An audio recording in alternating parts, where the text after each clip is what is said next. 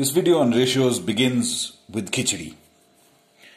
So there is a dhaba called Kundan Lal Dhaba, and Kundan Lal Dhaba makes very famous khichdi. And I, of course, am a great fan of khichdi. So I want to find out what is really so special about Kundan Lal's khichdi recipe. So I go one day to Kundan Lal Mashhoor Khichdi and enter their kitchen to drink water, and I steal some of their khichdi mix. And then when I bring that khichdi mix home, I decide to compare it with the khichdi that I use, the mix of dal and rice that I use at home. Now I want to analyze what is the difference between them. Now essentially you can see quite simply that Kundan Lal uses more dal compared to rice, which is to say, if we take the ratio dal is to rice, Kundan Lal will have a higher amount of dal with respect to rice if you compare it to what we use at home. So, but I still don't know his recipe. It's one thing to keep adding dal on this side. The question is, how much more dal does Mr. Kundan Lal use in his khichdi? So one very simple way of doing that is to separate the dal and rice because it hasn't yet been cooked, and to establish the ratio. And so I have separated the dal and the rice. So the next step is to, having separated them, is to count them. Now I'm not going to waste time on this video by counting them, but I have actually counted these.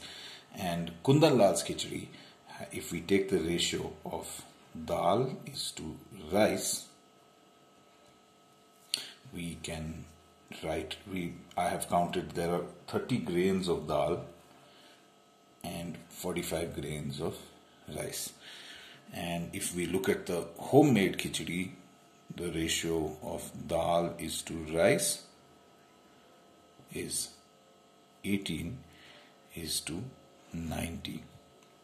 So of course, if you're wondering how I got such comfortable numbers, it's because I counted them before mixing them to show you this video. But in any case, we can reduce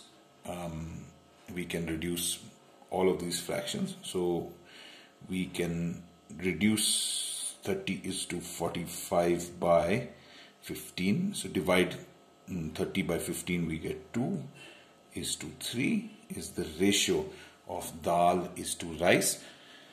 And on this side, you'll realize that 90 is a multiple of 18. We will get 1 is to 5. So these are the two ratios being used. Now, one of the things you'll see here is that what I said in the previous video is, by saying that this ratio is a fraction, 30 out of 45, this is not very useful. Why am I dividing the number of dal? Why am I putting the number of dal grains upon the number of rice grains? This does not make sense as a fraction. Yeah, not at least not in the things that we are used to doing. It doesn't really make sense. So there is in fact a place where it does make sense, which is to say, now I have a ratio of 2 is to 3 and a ratio of 1 is to 5. Now, part of the thing is, yes, if I just want to make Kundan Lal Mashhoor Khichdi, then I use this ratio. But if I want to actually compare the two khichdis, I might actually want to use fractions. I might want to use percentages. So how do we do that? One simple way is to actually add them up and see what the total is. So let's take the simplest ratio of 2 is to 3. This means that for every 2 grains of dal, I have 3 grains of rice. Which means if I take a total, what is 2 plus 3? Of course, we know it's 5. What is 5? This is 5 grains of mixture. Now I can make a fraction 2 out of 5. This is the fraction of dal. Okay? And rice has a fraction 3 out of 5. 2 out of every 5 grains is dal. 3 out of every 5 grains is rice. Now, one of the things is when we used ratios previously, we may have used some of these ratios for the sake of calculation, but I have shown you the logic in the previous video. But the real fraction is when we take one component like dal, this is one component or one part out of the whole. So, for example, we can even use this fraction to calculate percentages, which is to say 2 grains. If we want to calculate the percentage of dal, we can say 2 grains out of 5 grains are dal. How much out of 100? So we find that 40% of our grain, 40% of the mixture, 40% of the mixture is dal.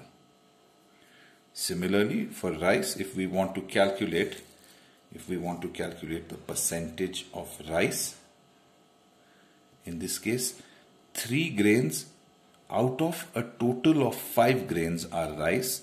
How much out of 100? We will find this is 60% rice.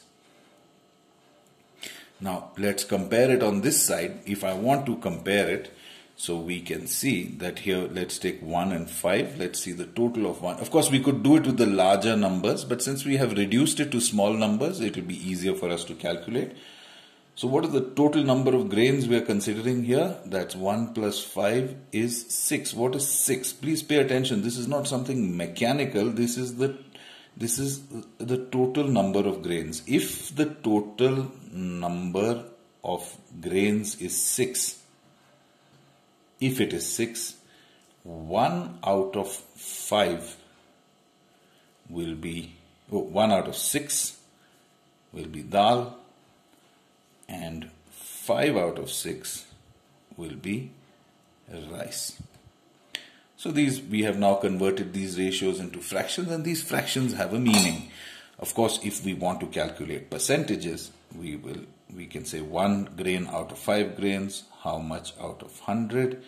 We reduce this to 3 and this to 50. So our answer is 50 upon 3, which is about 16.66 if I'm not mistaken.